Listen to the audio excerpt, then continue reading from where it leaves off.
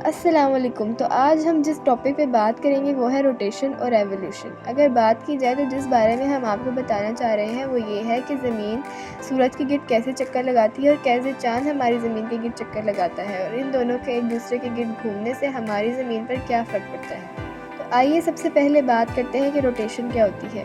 ہم اگر اپنی عام زندگی سے مثال لیں تو آپ لوگوں نے دیکھا ہوگا کہ جیسے پنکھا گھوم رہا ہوتا ہے اور اس کے پنکھے کے سینٹر کے ساتھ ایک راڈ لگی ہوتی ہے اور وہ پنکھا اس راڈ کے گرد گھوم رہا ہوتا ہے، تو اس راڈ کے گرد گھومنے کو ہم روٹیشن کہتے ہیں، اور وہ راڈ ایکسس کہلاتی ہے۔ کسی بھی چیز کا اپنے ایکسس کے گرد گھومنے کو روٹیشن کہتے ہیں۔ اسی طرح جب زمین اپنے ایکسس کے گرد گھومتی ہے تو ہم اس کو روٹیشن آف ارتھ کہتے ہیں۔ ساتھ ہی اگر ہم بات کریں کہ ریولیوشن کیا ہوتی ہے تو اس کی مثال میں آپ لوگوں نے دیکھا ہوگا کہ اگر ہم ایک دھاگا لیں اور اس کے ساتھ ایک پتھر کو اٹیچ کر کے گھمائیں تو وہ بالکل ایک راؤنڈ دائرے میں گھوم رہا ہوتا ہے، اور اس دائرے کو ہم آربٹ کہتے ہیں۔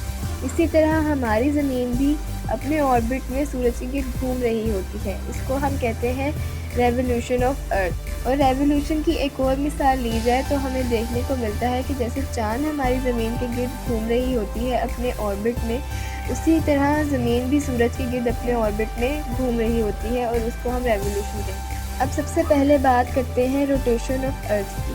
تو جیسا کہ آپ سب لوگ جانتے ہیں کہ سورج کی روشنی مسلسل پھیل رہی ہے، لیکن ہماری زمین پہ کبھی دن ہوتا ہے اور کبھی رات ہوتی ہے۔ تو آپ سب کے ذہن میں یہ سوال آ رہا ہوگا کہ اگر سورج مسلسل روشن ہے تو ہماری زمین پہ کبھی صبح اور کبھی رات کیوں ہوتی ہے؟ مطلب دن کے آدھے حصے میں روشنی اور دن کے آدھے حصے میں اندھیرا کیوں ہوتا ہے؟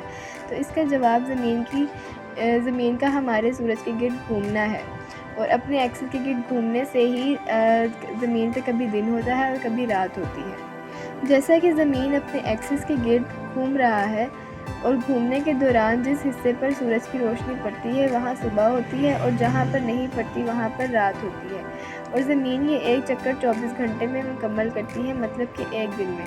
امید ہے کہ آپ لوگوں کو اپنے اس سوال کا جواب مل گیا ہوگا۔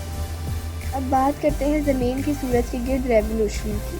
جیسے کہ میں نے پہلے بتایا کہ ریولیوشن ایک چیز کا آربٹ میں چکر لگانے کو کہتے ہیں، اور وہ چیز کسی کے گرد اپنے آربٹ میں چکر لگا رہی ہوتی ہے۔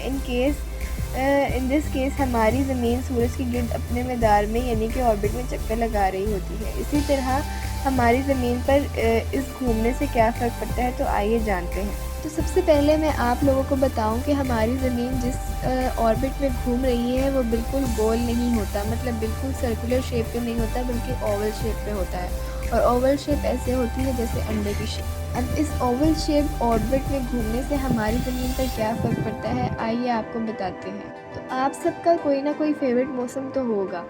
آپ سب لوگوں نے نوٹ کیا ہوگا کہ ہماری زمین پہ کبھی گرمیاں ہوتی ہیں اور کبھی سردیاں ہوتی ہیں، کبھی بہار کا موسم ہوتا ہے تو کبھی خزاں کا موسم ہوتا ہے۔ تو ایسا کیوں ہوتا ہے؟ ایک موسم کیوں نہیں رہتا جو آپ کو پسند ہو؟ تو اس کا جواب ہماری زمین کی ریولیوشن میں ہے۔ جیسے کہ میں نے پہلے بتایا ہے کہ آربٹ جو ہماری زمین کا ہے جس میں ہماری زمین گھوم رہی ہوتی ہے وہ اوول شیپ کا ہوتا ہے، مطلب گھومتے ہوئے سورج کی روشنی اور گرمی ہر ٹائم برابر نہیں پڑتی۔